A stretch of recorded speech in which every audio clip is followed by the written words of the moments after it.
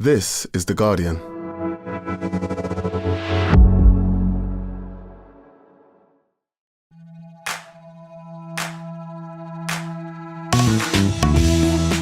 Hello, I'm Faye Carruthers and welcome to The Guardian Women's Football Weekly. And what a week it's been, as well, as a record Stamford Bridge crowd saw Chelsea knocked out of the Champions League in controversial circumstances, with Emma Hayes describing Kadisha Buchanan's sending off as one of the worst decisions in the history of the competition.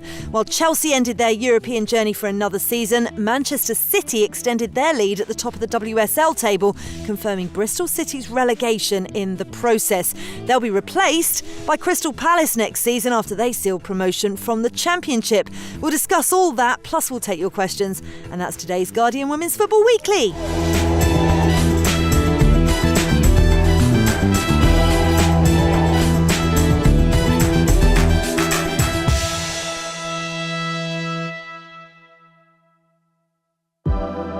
Women's Football Weekly is supported by Google Pixel, the only phone engineered by Google, an official mobile phone of Arsenal Football Club, Liverpool Football Club and the England teams.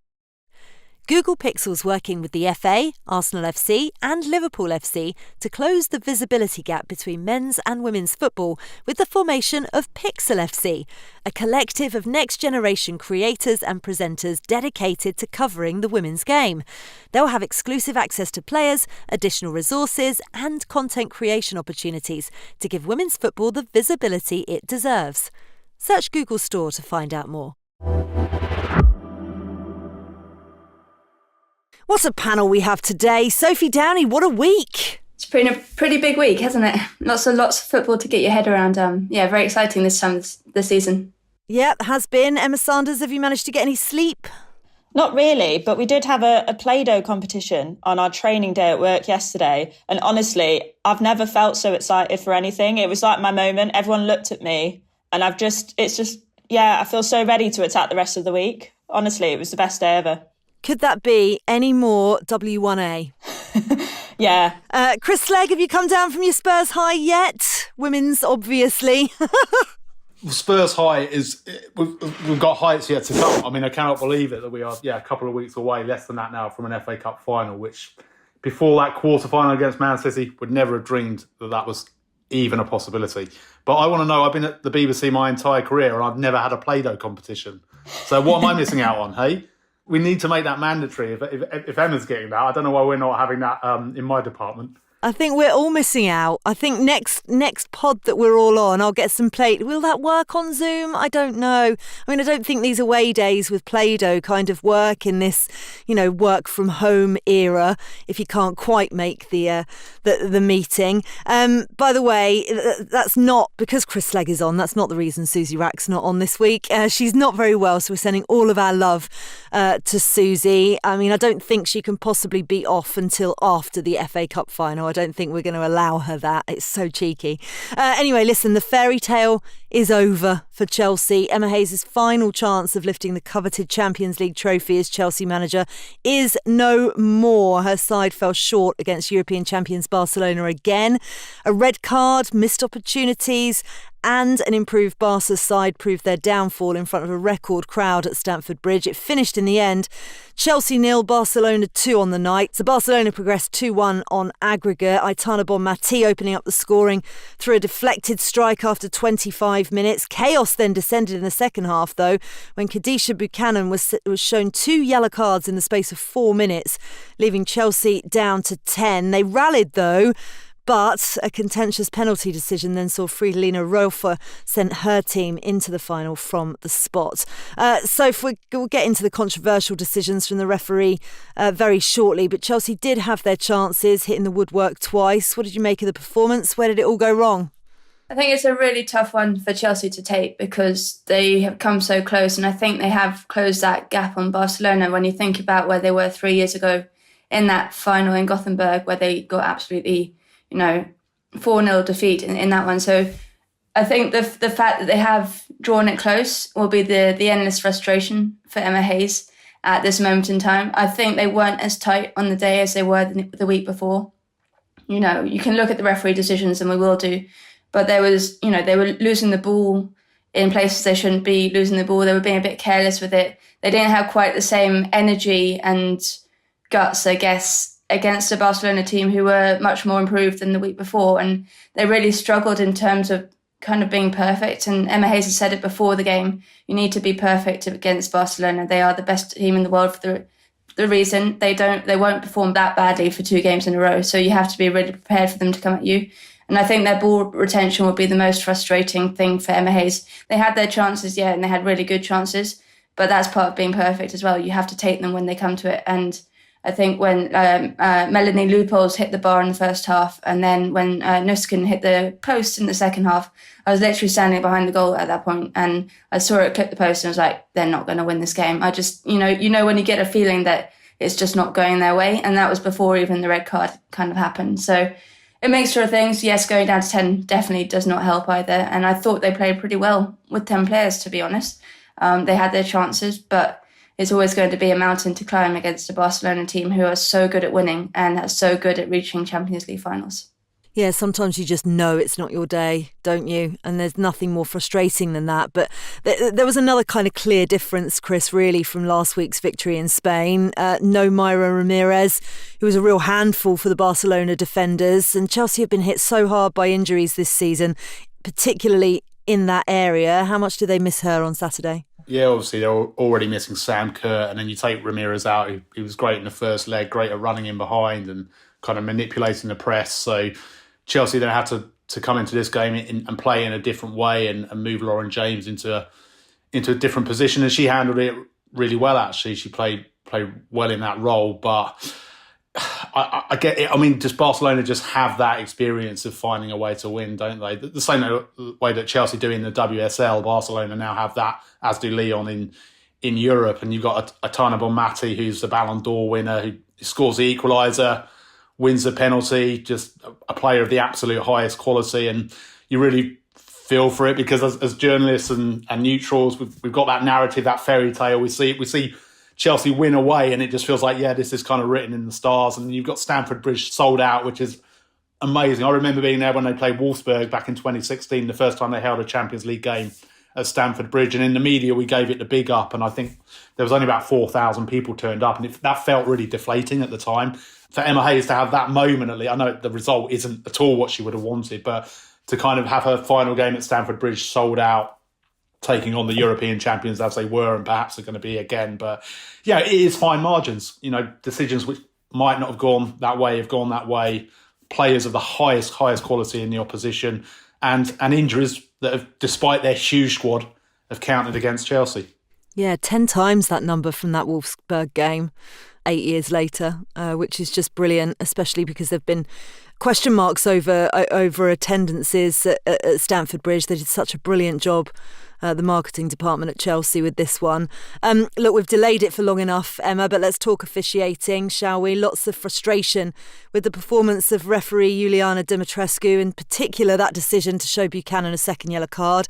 This is what Emma Hayes had to say. I was surprised when I saw her selected. She's known for soft cards. That was probably the worst decision in UEFA Women's Champions League history. I'm gutted for the players. We were robbed. What did you make of those comments? Were they justified? What did you make of the referee's performance?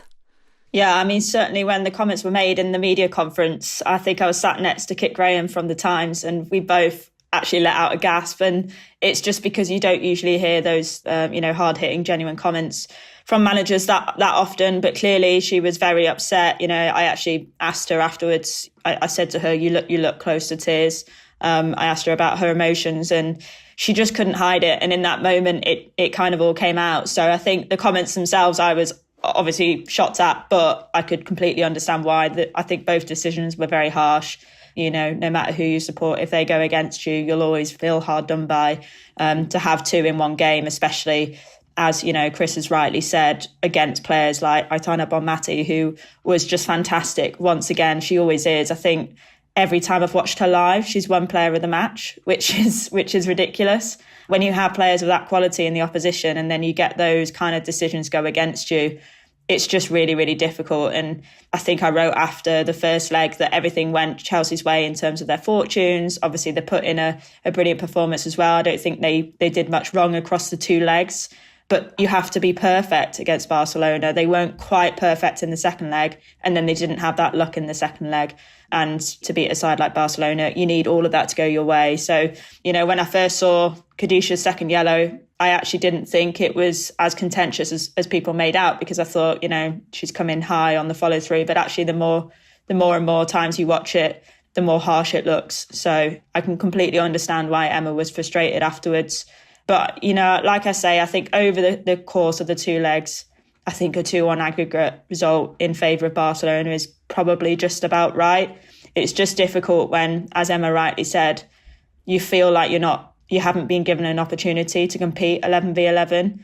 And I think if Chelsea had been given that opportunity, you just don't know what could happen. The fact that they hit the woodwork twice, there's nothing to say that they wouldn't have gone and nicked a goal. And, in front of that sold out crowd at Stamford Bridge, who knows?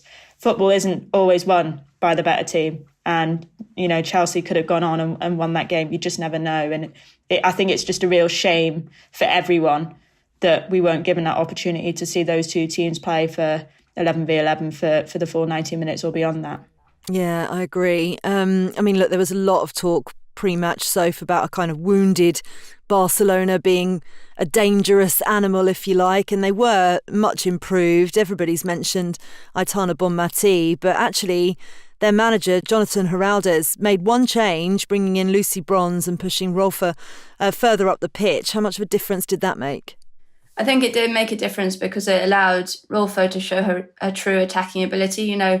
We see her too much, I think, at that kind of left-back role for Barcelona. And she's really good at it, and she can add so much speed down that left-hand side. But I think when you push her up into attack, that's when it really comes into its own. And I think the fact that they were able to stretch Chelsea even more down those flanks with Graham Hansen on the other side, Rolfo on that side, it just gave them something different to think about from the first leg, where they actually managed those two pretty well in terms of the wing-backs and combining with the three centre-backs. So it gave Chelsea something different to think about when they had set up the same themselves in the same kind of system. So they might not have been expecting it as well, because they would have probably expected maybe I was talking about it, and I was kind of expecting maybe Salma not to be starting the number. She was straight down the middle again, and I think she had a pretty poor game in that first leg. She really is much better on the wide areas, I think.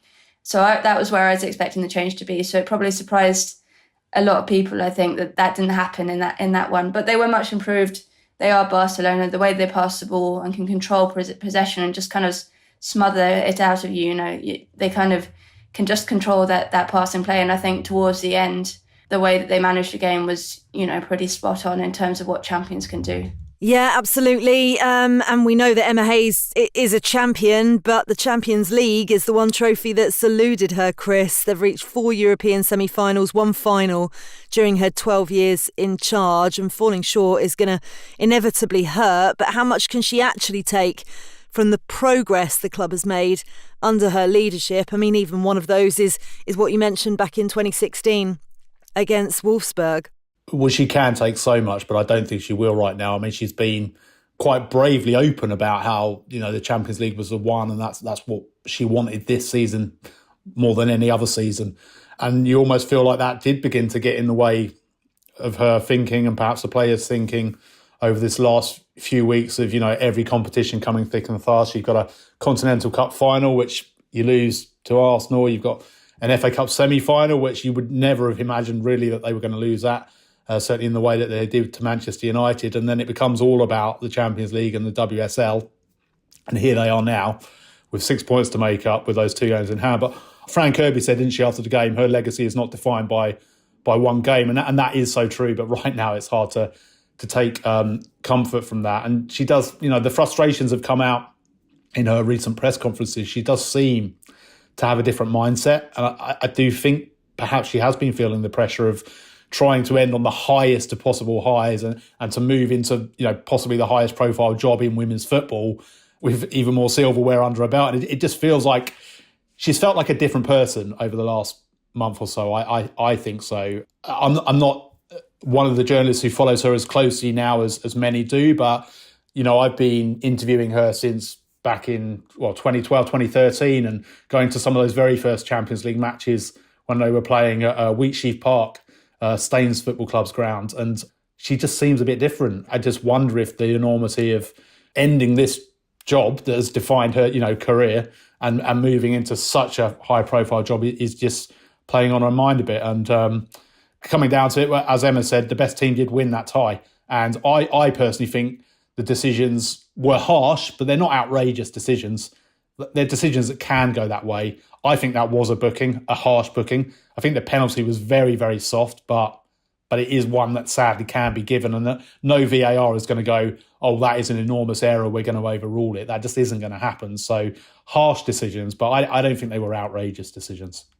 Yeah, it's really difficult, isn't it? Really important as well, I think, to note, because we were talking about this before the pod as well, and similar kind of circumstance going on with Jurgen Klopp at Liverpool. But I think it's really important that we remember that Emma Hayes only lost her dad less than 6 months ago, additionally. And then you've got all of this stress going on, so I'm not surprised that it's manifesting in other ways. And she has got the one title left to win. Chelsea still competing for the Barclays WSL. Emma, just quickly, they travel to Liverpool on Wednesday night. How do they refocus, and does that disappointment on Saturday night play into Manchester City's hands, bearing in mind, as Chris said, they've got that 6 points to catch up?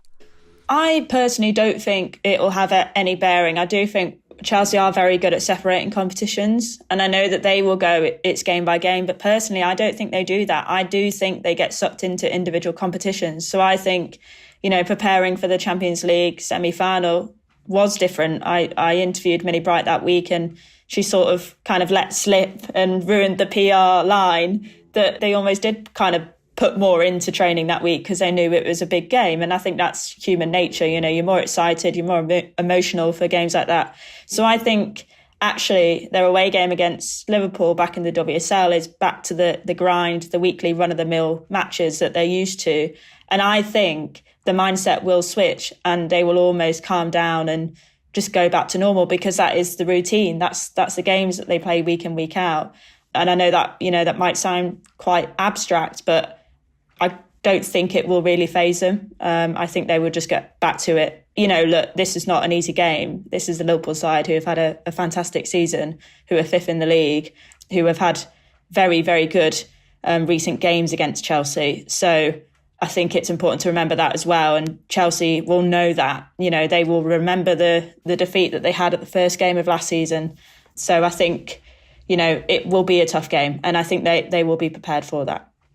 Yeah, absolutely. Another tough game was the other Champions League semi-final. Lyon saw off PSG at Parc des Princes. It finished PSG 1, Lyon 2 on the night, which was 5-3 on aggregate in Lyon's favour. It reignites one of the most eye-catching rivalries in the game as Barcelona and Lyon come face-to-face in the final in Bilbao on May the 25th. Sophie, it's absolutely mouth-watering. Yeah, absolutely. I can't wait for this one. It is two heavyweights of the European game coming head-to-head, two titans, as it were. They have this rivalry. They've met in two finals so far. Lyon have won both of them. So that's going to be one for Barcelona to correct. But they are the best team in the world, as we've alluded to before. And you can't probably, see past them, I think. My head says Barcelona, but Lyon has this uncanny knack of winning football games, especially in Europe. They've won the title 8 times, a record 8 times. So, it's going to be fascinating. I'm going to be in Bilbao, and I can't wait to see what happens. Oh, rub that in, why don't you? I'm so jealous. Chelsea letting us all down for our little trip away. Absolutely unbelievable.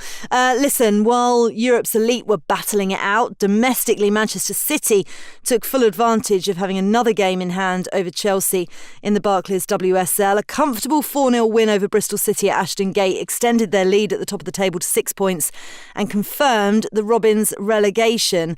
It was Manchester City's first game without Bunny Shaw as well. She's out for the season after suffering a foot injury against West Ham. Chris, could you tell in any way that it affected their fluidity in attack, especially maybe in the first half? And how do you think they're going to adapt? And will it be a worry for them with Arsenal up next? I felt it was going to be a real worry for a player. She's got 20 goals for 2 seasons in a row, which is very, very rare that happens in the WSL. And it looked like they were struggling without her in that first half. And, for Bristol City, give them credit to hold out to the 62nd minute. But Mary Fowler, what a shot, what a goal. And in the second goal as well, just showing a kind of different side to her game as well, and latching onto that with a really fine finish. I actually heard Aitana Bonmati saying in the build-up to the Champions League game, an interview with her, she highlighted Mary Fowler as the player who impressed her most at the World Cup last summer, which kind of surprised me a bit. But she obviously can see the quality we can all see the quality, but that second half performance gives you the confidence that perhaps she can step up in Bunny Shaw's absence. I would go as far as to saying if Bunny Shaw was still fit, I'd make Manchester City marginal favourites to win the title. As soon as you heard she's going to miss those final 3 games as it was, I started to think I'd put it Chelsea's way slightly more. But the way that City played in that second half, and to hear Gareth Taylor's comments about, he said it was all down to the body language, and it spoke to the players about that at half time, and it certainly made a difference, didn't it? And it's going to be a fascinating last couple of weeks of the WSL. Yeah, it is. And Bristol City would have hoped that they would be fighting until the end, but not to be. Heartbreak for them, Emma. They dropped straight back down into the Championship. Just the one win all season, which actually doesn't really tell the full story of their campaign, to be honest. But where did it all go wrong for Lauren Smith and her team? Yeah, well, I think where it went wrong was that they didn't pick up a single point at home. Obviously they've still got 2 games to play. I think at least one of them is at home. So there is a chance still, but I think when you're in that position and, they were always going to be battling at near the bottom of the table, I don't think it came as a surprise to anyone. They were one of 2 clubs not affiliated with the men's Premier League side. Obviously, Leicester now are. Congratulations to their men's side for getting promoted to the Premier League. But I think financially it meant Bristol City were always going to struggle to compete with those around them. And I think the January transfer window was where it turned in that relegation battle. Obviously, West Ham brought in some big players with huge experience, and I think that's taken them over the line.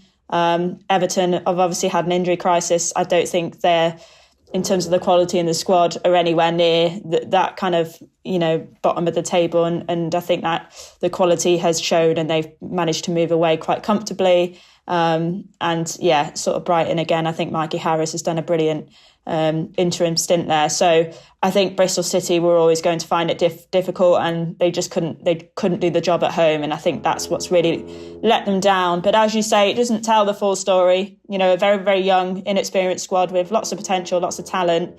They play some really good football. As Chris rightly said, they managed to hold out Manchester City for 62nd minutes. And yes, City had chances that they missed, which if Bunny Shaw had been playing, they probably, could have been 2-0 down at half time. But Bristol City really looked organised and really, played well. So credit to them. And Lauren Smith, I think, is a fantastic young coach. And, I would be very, very confident with her in charge back in the Championship, which is a really tough league. But I think Bristol City have got a lot there that will give them confidence that they can challenge and come back into the WSL. Yeah, the home point is really interesting, isn't it? Because the club issued a statement straight away announcing continued support for the women's team and confirming that they're going to continue to play at Ashton Gate next season.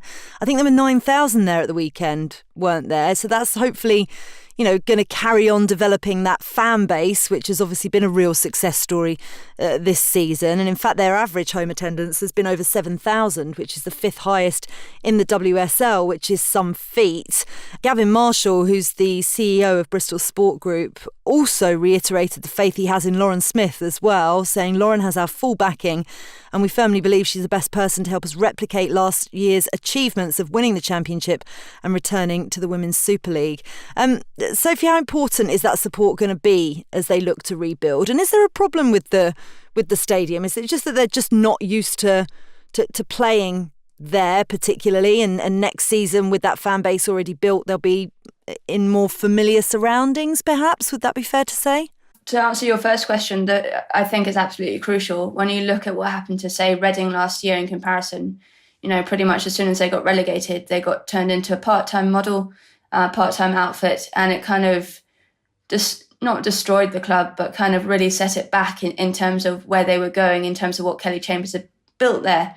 So the fact that they came out straight away and issued their support, it is known that Bristol have less finances than most teams, all of the teams in the division. I'm not going to count Leicester City in this because I think they're a particular case where they dropped down to the Championship and now obviously they're going back to the Premier League. So Bristol City were the only pretty much club not funded by a Premier League outfit. And that means that they had a mountain to climb anyway, right? So they have to be creative. I think what they've done off the pitch is absolutely fabulous. Their whole ethos is about being a community club. They are the heart of their community. Honestly, match days at Ashton Gate were one of my favourite this season. So fun, so entertaining. Whether it's like rolling the inflatable apples at halftime, or the music in the stands, or just the general like food stands outside. They really put on a show for the people who were coming to the games. It really, made you want to come back again and again and again. So I think they've really delivered on that. In terms of the home form, I'm not sure. Lauren Smith has been asked about this a lot in press conferences over the last 6 months. And she says she doesn't really think it's a problem. She thinks, well, the only thing she might think, I think, is what she's alluded to is that when other teams come to Ashton Gate, they play better because of the surroundings and the stadium, because it is a fantastic place to come. But I don't think she was too worried about their home form as such, even though, as Emma says, it was a key in their kind of downfall this year. I think the other problem they've had this year is that they've had to rely on a lot of young players. They have fielded the youngest average age in the league all season. They've given the most amount of minutes to teenagers this season. And their key, experienced players have had those injuries, which have kept them out for big periods of time. So you're looking at the likes of Rachel Furness, brought in, signed a long-term contract, a full contract in the summer, and then gets injured in, the first couple of months and basically doesn't come back until about 4 weeks ago or 3 weeks ago. So her kind of experience, Abby Harrison the same, Fran Bentley picked up a knee injury, the number one goalkeeper in the first 6 weeks of the season. Things just haven't gone their way in that respect, and they've had to rely so much on their young players, which I think when they go down to the Championship will serve them really well, because those young players, if they can hold on to them, will have the experience of WSL football that a lot of people in the Championship don't have, despite the finances that is coming to that division. So hopefully they can use that kind of experience to serve them pretty well in that rebuild. Yeah, wish them the very, very best of luck. Right, that's it for part one. In part two, we'll look at the rest of the WSL action from the weekend and look back on Crystal Palace's title-winning season as the Championship comes to an end.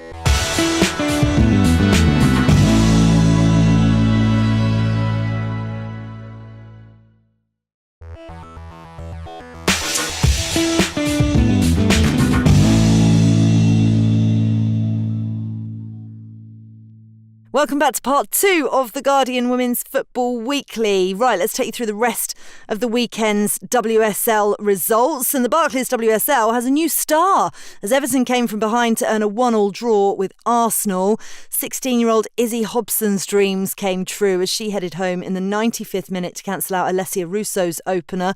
It was a result that ended any lingering hopes of a late Arsenal charge for the title. We'll talk about them in a second, Emma, but it was such a special moment for the youngster, wasn't it? She becomes the youngest goal scorer in WSL history at the age of 16. She's a lifelong Evertonian and an academy graduate as well. I mean, they've produced plenty of brilliant young talents over the years, Everton, but how crucial is this pathway to them going forwards, and how impressed were you with her? Yeah, I was going to say, I think Everton have had such a great history of producing young players. And I think, the one that shouts out really is Grace Clinton. I know that, other clubs have done a lot on her development, but Everton played a very, very crucial part in that. And yeah, I think they've got a fantastic environment for those youngsters. We know Liverpool as a city is a hub for football talent anyway, and Everton seem to be the ones that are really embracing that. I think Brian Sorensen has come in and given young players an opportunity too.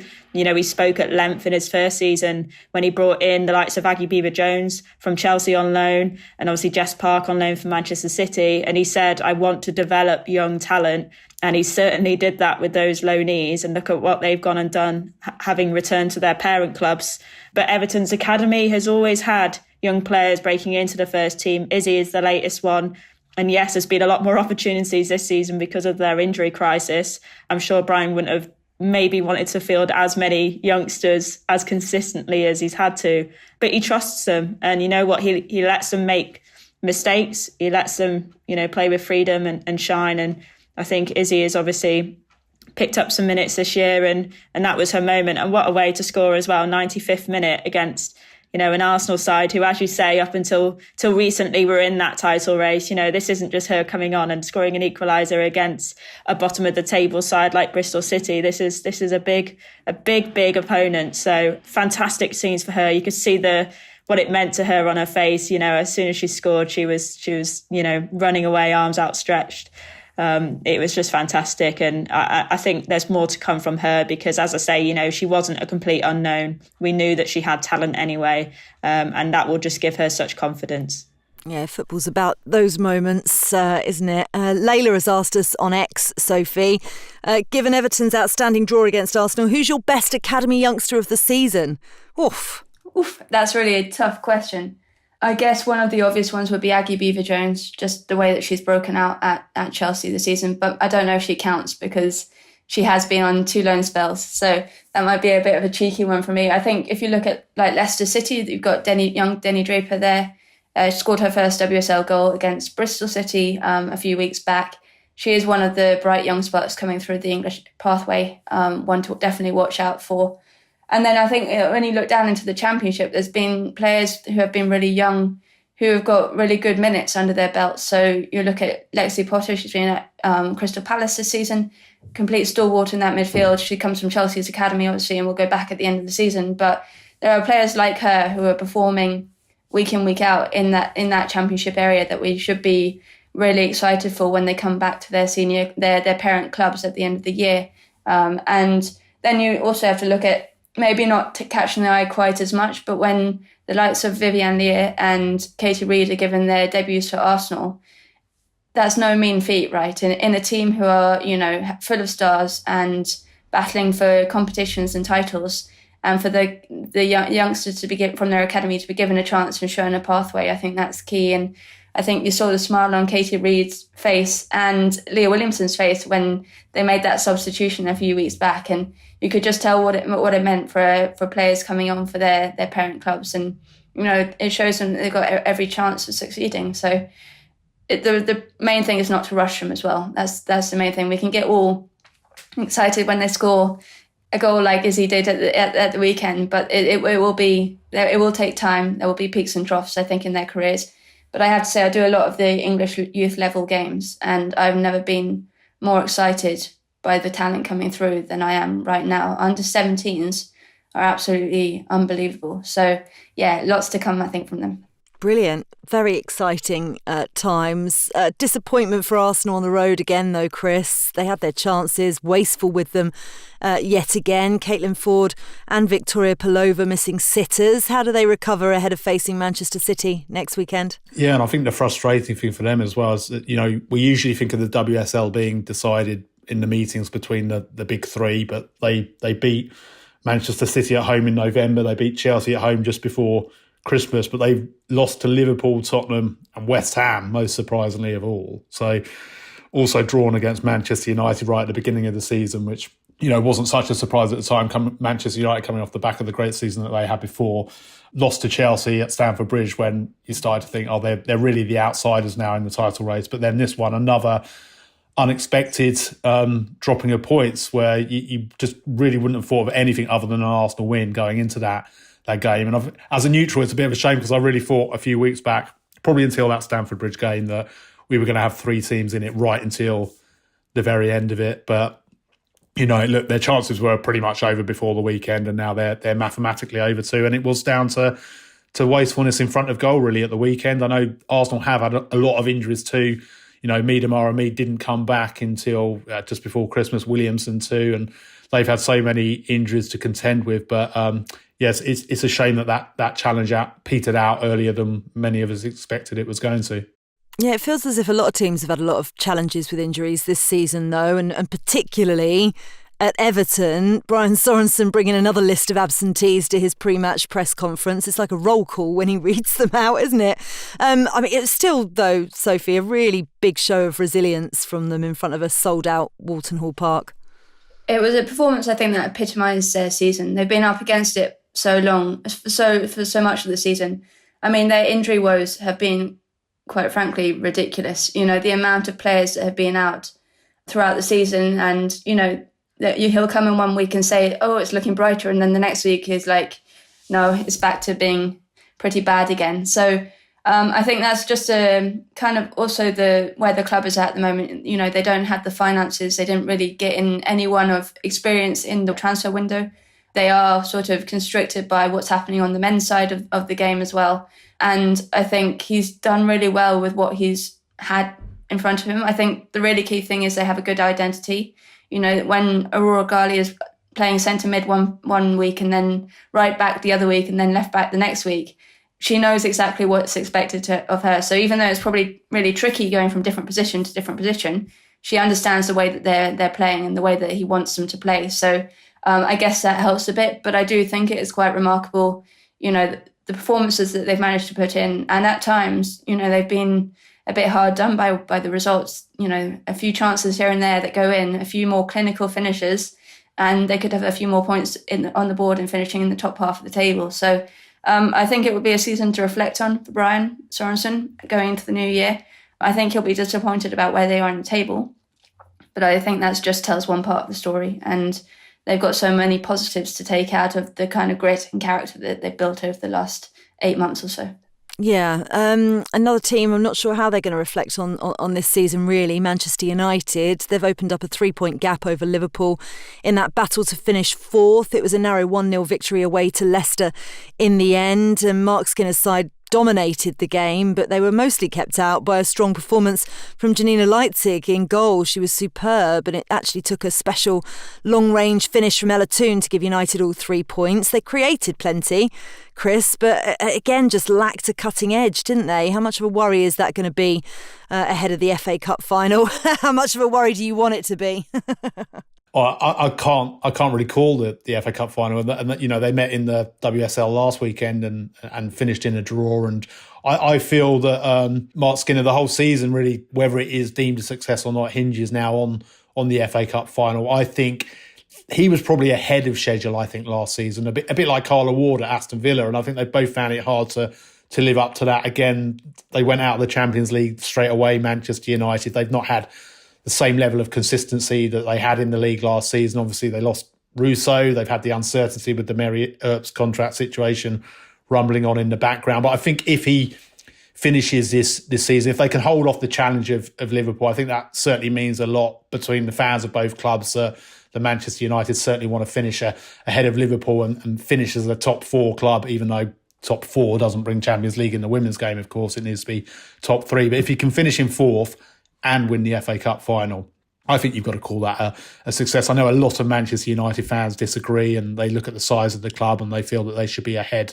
The women's team should be ahead of where they are. But yeah, I think that the FA Cup final, I hope, is going to be as close and as dramatic as a league meeting a couple of weeks back. I think it's a really hard one to call as a Spurs fan. I hope that Becky Spencer, should she play, I think she will, has the same sort of performance as Janina Leitzig did. And Spencer has been having some great performances recently as well. So, but Leitzig, what a signing and what a season she's had. I know she missed a bit of it through injury as well, but 8 saves at the weekend. I mean, she really is a quality goalkeeper, and Leicester did really well to get hold of her. Yep, they did, and they've troubled United this season, haven't they? Earning a draw away from home in the reverse fixture as well. They had their chances.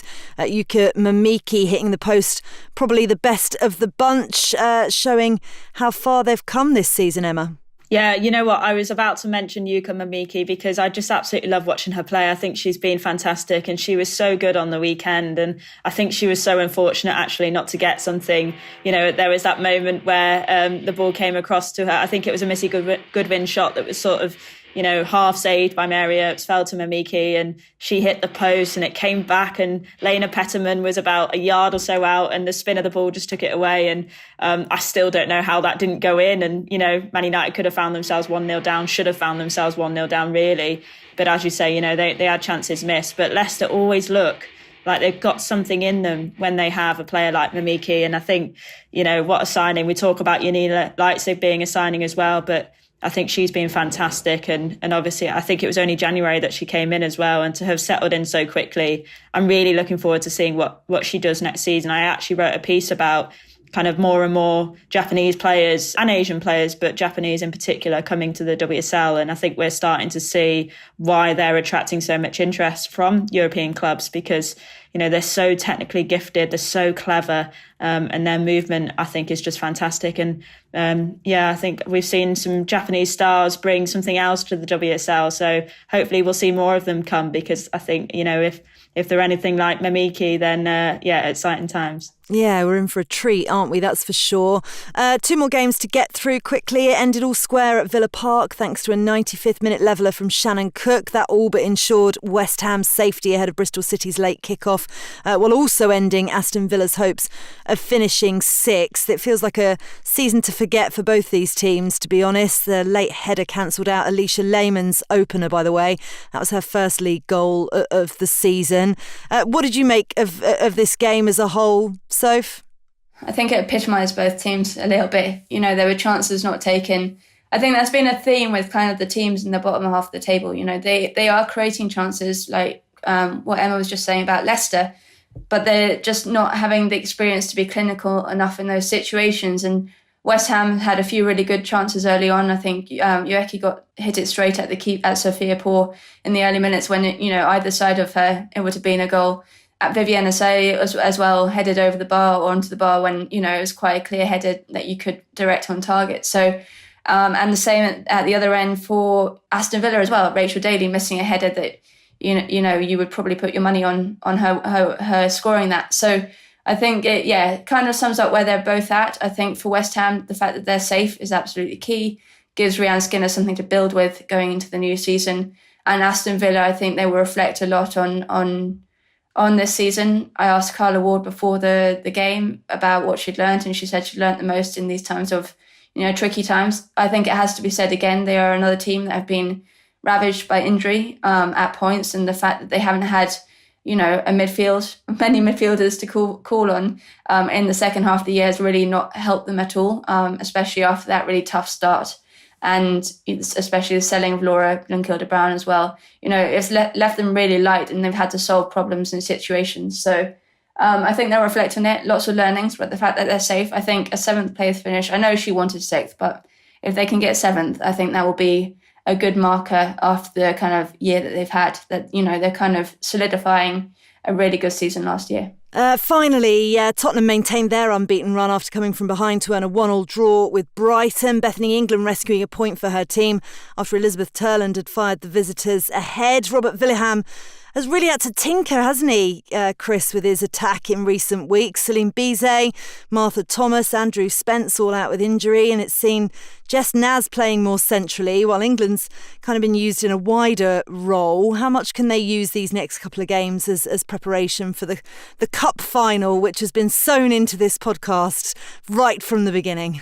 I'm going to jinx it if we keep talking about it. But no, Villeham was really glowing in his praise of Jess Naz a couple of weeks back. Before that Manchester United game, I was at his press conference and he was talking about how she can play right across that front line, and it hinted at the fact that she might be taking up a more central role. She should, certainly showed her finishing prowess with that goal against Leicester in the FA Cup semi-final, the equaliser. Took that goal so well. That was coming in from a wide position. She was playing more centrally this weekend, but it is kind of all about the cup final now. It's about getting these players fit. You're missing Martha Thomas, Drew Spence and Celine Bizet for that Brighton game, and they've all been really important players this season, and it's about trying to get them fit for the cup final. Tottenham have got to play Everton this Saturday in a midday kickoff, and then they've got a full week to prepare for that FA Cup final. The game in hand against Chelsea that was delayed, that's going to be after the FA Cup final, which is, from a scheduling perspective, that was great news when that new date was given, because it gives the club a full week to prepare. But a decent point. But I think the minds of every fan and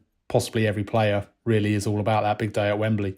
Yep, certainly is. Just a quick word on Elizabeth Turland, Emma. That was her 13th goal of the season for Brighton, and only Bunny Shaw's scored more in the league this year. Can they hang on to her? Well, they need to, don't they? Because she's just been so ruthless this season. Like you say, 13 goals, 7 of them have been away from home as well. I think that's really, really important for a team like Brighton. So, yeah, you know what? And I think that was one of the differences between the two sides on the day was, I think I described it as a tale of two strikers, where Bethany England popped up and obviously got the important equaliser, and we know how much of a goal scorer she is. But kind of Brighton's goal sort of came from nothing really, and Elizabeth Turland was just in the right place at the right time. Fantastic header on a really, really good cross from Pauline Bremer, and she'd come back into the side as well for Brighton. And she just had that ruthlessness and clinicalness. And I tell you what, I think there'll be a lot of people looking at Elizabeth Turland after the season that she's had. Yeah, for sure. Right. The Barclays Championship, the gift that kept on giving this season, it's come to an end. It's served up endless drama over the last 8 months and has been just such a delight to follow. But Crystal Palace were finally crowned champions in front of a record crowd at Selhurst Park on Sunday, securing promotion to the WSL next season. Look, we did touch on them last week, Chris, but just how good an achievement is this for Laura Kaminski's side? Yeah, I wouldn't have said they were going to win the title at the start of the season. Her first season, not only as Palace manager, but as a head coach in a senior role. I know she was head coach of England under-19s, but the players and everyone who knows her just speaks in glowing terms about, she seems to be a real people person, just have those real personal skills of getting the best out of players. And I think a lot of players there will have grown, have developed and have overachieved as individuals, and that's helped the club probably overachieve and win this promotion ahead of schedule. They didn't move top. They were top at the very start of the season, and then they moved top, I think, the 2 or 3 games before the end. What a thrilling title race it was to have 5 teams in there at one point. Charlton, Sunderland, Southampton, Birmingham faded just at the end of March. For Palace to come out on top, and it's another club that has undergone just the most rapid evolution. I remember meeting Gemma Bryan back, it must have been 2018, 2019, a really talented goal scorer off the back of an incredible season, banging in goals for Crystal Palace. And she'd suffered, I think it was an ACL, it was a serious knee injury, and she was having to raise the money to pay for her own surgery. And this just seemed astonishing that, this was a club that was already under the wings of a men's Premier League club. And then the story came out a few months later too, that every player was being asked to basically find their own sponsorship, pay to play for the club, and Wilf Zaha steps forward to kind of cover that funding. But they have now finally started to take the women's side of the club seriously. They're playing more games at Selhurst Park. They got their record crowd of just under 7,000 there at the weekend. It was just a real shame, actually, that although they got to see the trophy lifted and promotion mathematically sealed, that it was a goalless draw, because they've been banging in the goals for fun this season. 55 of them. I think that's like 16 more than the second in the division. But it was a drab goalless draw at the weekend. But at least there was a promotion party, and it'll be interesting to see how they cope. Obviously, with Bristol City coming down, and we've seen how tough they found it. It is still a huge, huge gulf, and a lot is going to depend on what sort of players they can bring in this summer, whether they can invest or whether they can use that loan system really cleverly and bring in some of those players from the really big clubs, young players from Chelsea, Arsenal perhaps, who can loan players out in London. But it's going to be fascinating to see how they cope next season. Yeah, it is, because there has been a little bit of turbulence off the pitch at Crystal Palace, I think it's fair to say. What are they going to need to do, Soph, over the summer to prepare for life in the WSL? Yeah, that's the big question, isn't it? The big money question. I think money. The club have really stepped up well over the last season. Also, they've gone to that full-time model. They've come closer to the men's side of things. They train at the academy's training facilities. I think the alignment of the two clubs have been really, or two sides of the club have really sort of merged together a bit more. I think you're right in that Laura's a really people person. She is I spoke to her after the game on Sunday, and she was very much, my people are what have made this happen. I've got in the right people to do the right jobs, both in playing staff and in, her staff around her. So I think that will be key. She'll need to keep hold of the right people. I think it will be interesting what will happen with the likes of like Lexi Potter. I know I mentioned her earlier as a Chelsea Academy graduate. She obviously still needs minutes, but I think she proved herself this season in terms of what she did in that Palace midfield.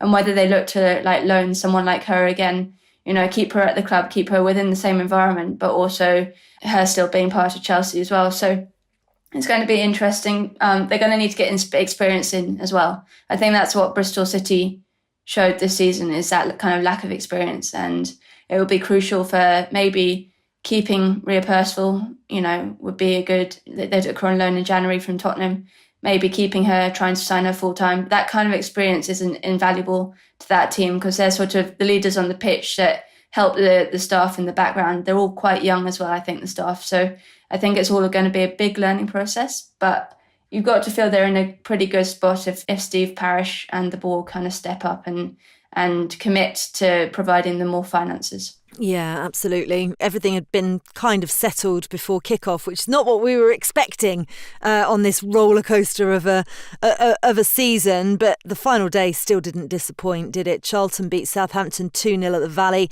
That meant that they secured second place. Sunderland finished in third with a goalless draw at Palace that we've just discussed. On their final day in the division, Watford pulled it out of the bag, beating Reading by 3-2, but fellow relegated side Lewis ran London City all the way, but ultimately lost 3-2 themselves. Elsewhere, Blackburn beat Sheffield United 3-1 and Durham edged past Birmingham City 1-0. And by the way, the cumulative attendance for both the Women's Super League and the Women's Championship passed 1 million for the 2023-24 season. I mean, it had already been broken.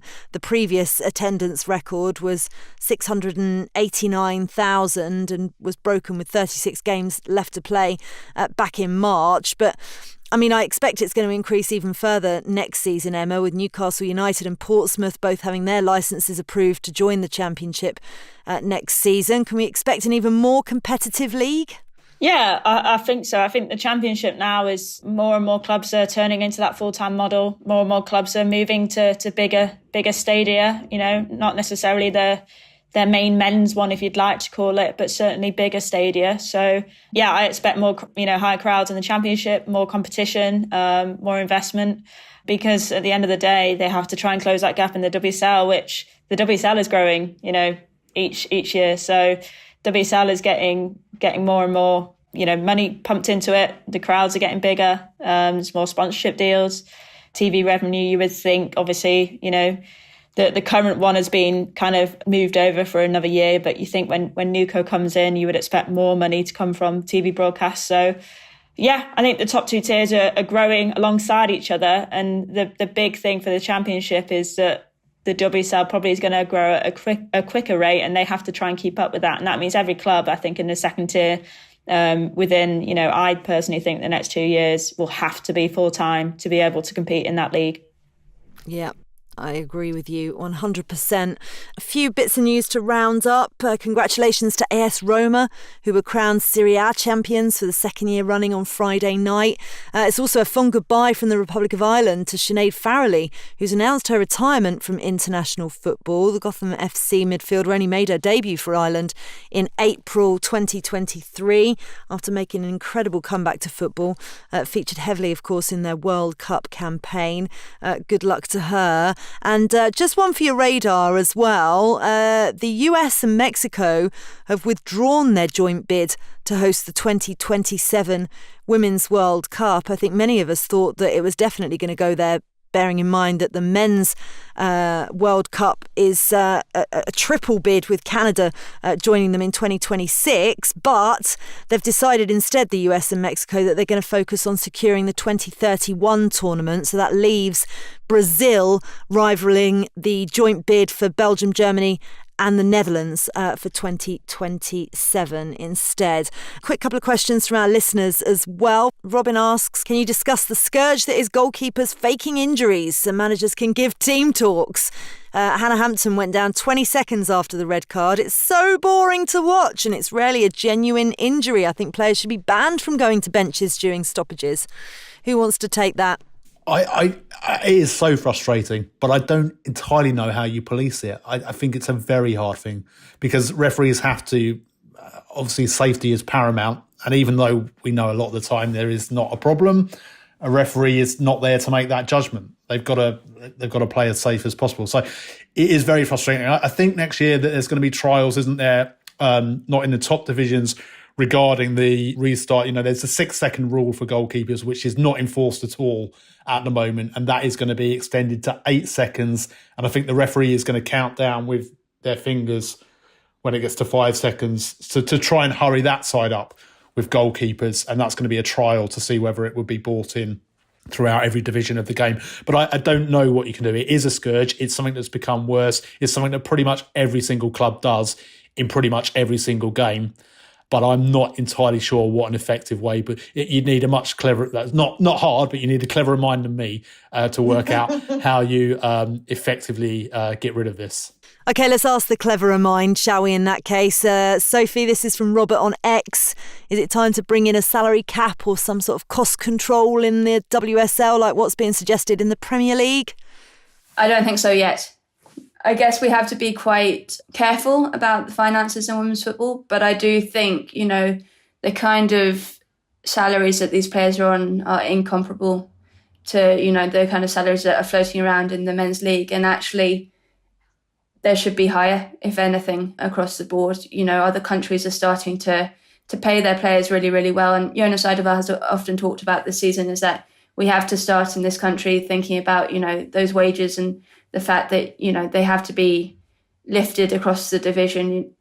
It's pretty fine, probably, if you're an international player at an Arsenal or a Chelsea. But if you're a Bristol City player, the disparity in that is quite something. But that's not to say that the Arsenal or Chelsea players shouldn't be paid what they're being paid, because it's still quite low in terms of what we see around the football world. But it means that the other clubs need to kind of buck up and pay their players properly. And until we get to that kind of level with the lower down clubs, where they're literally paying them enough to be able to play football properly full-time without being stressed, I think then we can start thinking about if it gets out of control. But until that point, we just need to make sure that happens. Right, well, that is a good place to end, isn't it? It's been a pleasure to have you all. Emma Sanders, thank you. Thanks very much, guys. Bye, Chris Slegg. Bye. I'm off to get the face paints and the flags ready for Wembley. Got a little bit of time yet, but already very excited. Oh my God, don't put the face paint on yet. It'll be caked on your face. You'll be like taking it off with a trowel in 2 weeks' time. Sophie Downey, always a delight. Thanks for having me. Emma and I think, are going to go off and plan our Brazilian World Cup summer. I knew that you would be sitting there thinking, give it to Brazil, give it to Brazil.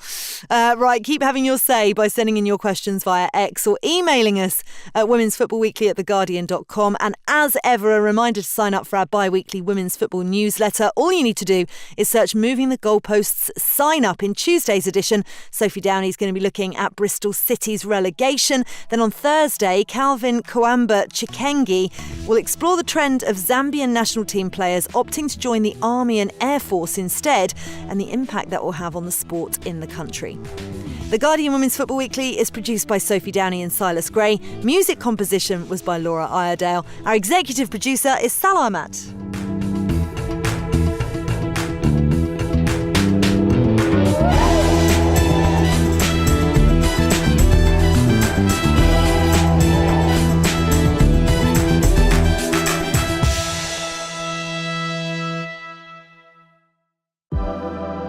Women's Football Weekly is supported by Google Pixel, the only phone engineered by Google and official mobile phone of Arsenal Football Club, Liverpool Football Club and the England teams. Engineered by Google, the Pixel 8 and Pixel 8 Pro are fast and secure with the most advanced Pixel cameras yet. And Google AI powers amazing features for photos and video so you can get even closer to the game. Search Google Store to find out more. This is The Guardian.